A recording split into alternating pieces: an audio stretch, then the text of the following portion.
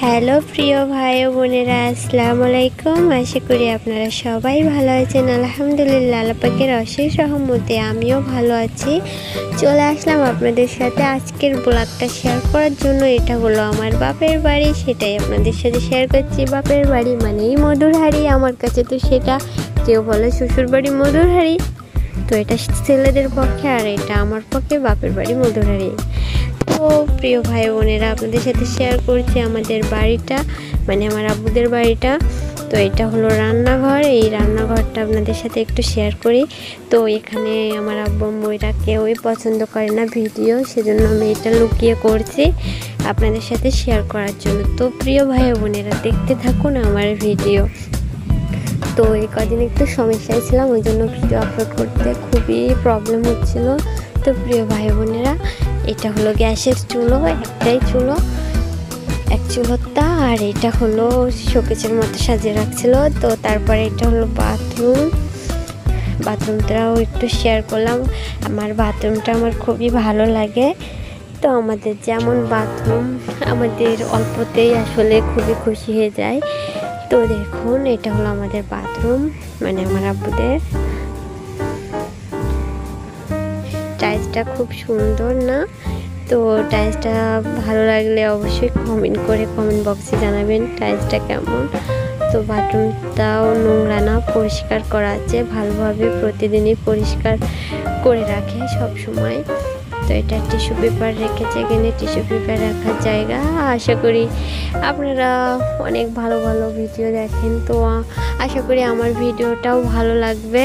তো চলুন একটু ছাদ থেকে ঘুরে আসি। এই যে আমি ছাদে চলে আসলাম। ছাদে অনেক ছ্যাদলা পড়েছে, বৃষ্টি হচ্ছে, আর কুমড়া গাছ লাগিয়ে ছাদের পরে উঠাই দেয়, ওই কারণে এই ছ্যাদলাটা জমেছে। তো এই পাশে কুঞ্চি রেখেছে, আবারও কুমড়া সিম গাছের সময় চলে আসছে, এগুলো দিয়ে ওর পরে গাছটা উঠিয়ে দেবে। আর দেখুন, আমি ছাদ থেকে আমাদের গ্রামটা ভিডিও করেছি, আশপাশের বাড়ি ঘরদোর কত সুন্দর দেখা যাচ্ছে। দেখুন, আশা করি আপনাদের ভালো লাগবে এবং ভালো লাগছে। তো ভালো লাগলে অবশ্যই বন্ধুরা লাইক, কমেন্ট এবং বন্ধুদের সাথে শেয়ার করতে ভুলবেন না। পাশে একটা পুকুর আছে, এখন তো পুষ্টার সময়ের জন্য পাট জাগ দিচ্ছে। শ্যাম চলে আসছে ছাদে। তো শ্যামকে দেখুন, ও তো ছাদে মনে করেন থির হয়ে থাকবে না, খুব দুরন্ত হনফনে। দেখুন, একটু শয়তানিও করছে, তো আবার চলে যাচ্ছে, আবার চলে আসবে না। তো প্রিয় ভাই বোনেরা, আপনাদের কিছু গাছপালা দেখায়। এটা হলো আমাদের ট্যাঙ্কি, ভীষণ বড় ট্যাঙ্কি। দেখুন,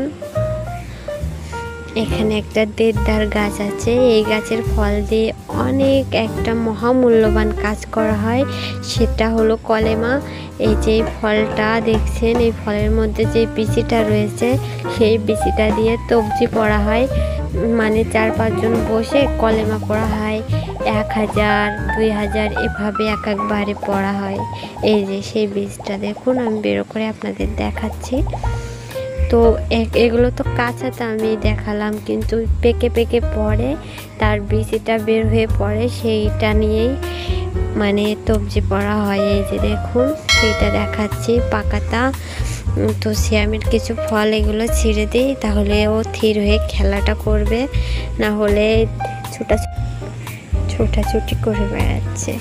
তো প্রিয় ভাই বোনেরা, আমার চ্যানেলটি যদি ভালো লাগে অবশ্যই সাবস্ক্রাইব করবেন, আর যদি না ভালো লাগে ভিডিওটি দেখতে থাকুন, অবশ্যই দেখতে দেখতে ভালো লাগা ভালোবাসা হয়ে যাবে, তখনই নাই সাবস্ক্রাইব করে দিবেন, আমাদের সাপোর্ট করবেন, আমাদের পাশেই থাকবেন। প্রিয় ভাই বোনেরা, এই দেখুন, সেই বীজটি আমি নিচে ফেলে দিয়েছি। তো দেখছেন, তো পাশে থাকা বেল ঘন্টিটি বাজিয়ে দিবেন, তাহলে আমি যখনই যে কোনো ভিডিও ছাড়ব সবার আগে নোটিফিকেশন আপনাদের কাছে পৌঁছে যাবে। প্লিজ আমার নোটিফিকেশনটি অন করে রাখবেন প্রিয় ভাই বোনেরা। আর আমার যদি কোনো ভুল ত্রুটি হয়ে থাকে অবশ্যই ক্ষমার দৃষ্টিতে দেখবেন, আমাকে ক্ষমা করে দেবেন, আর ভুল ত্রুটি এগুলো ধরিয়ে দেবেন কমেন্ট বক্সে কমেন্ট করে জানিয়ে। তো প্রিয় ভাই বোনেরা, আমাদের ছাদে আসলে অত একটা গাছপালা নাই, গ্রাম তো নিচেই লাগানো হয়, অত একটা ছাদে লাগানো হয় না। তো এটা মালটা গাছ, এগুলো হচ্ছে অ্যালোভেরা গাছ, আর এটা একটা দেখছিলেন ওটা ছিল পাথরকুচি গাছ। তো প্রিয় ভাই বোনেরা, এখানে একটা আমড়া গাছ আছে আমাদের, সে আমড়া গাছটা আপনাদের সাথে একটু শেয়ার করলাম। দেখুন কত সুন্দর আমড়া ধরে আছে, সেগুলো ছাদে উঠলে আসলে উঠে পেড়ে খাওয়া হয়। আমড়াটা ঝালাই করে খেলে আরও মজা লাগে। তো প্রিয় ভাই বোনেরা, কিন্তু ছাদে থাকা ফল পেড়ে ফাটিয়ে আমরা খাওয়া অনেক একটা মজাই আলাদা, ওর টেস্টই আলাদা। তো সবাই ভালো থাকবেন, সুস্থ থাকবেন, আল্লাহ হাফেজ।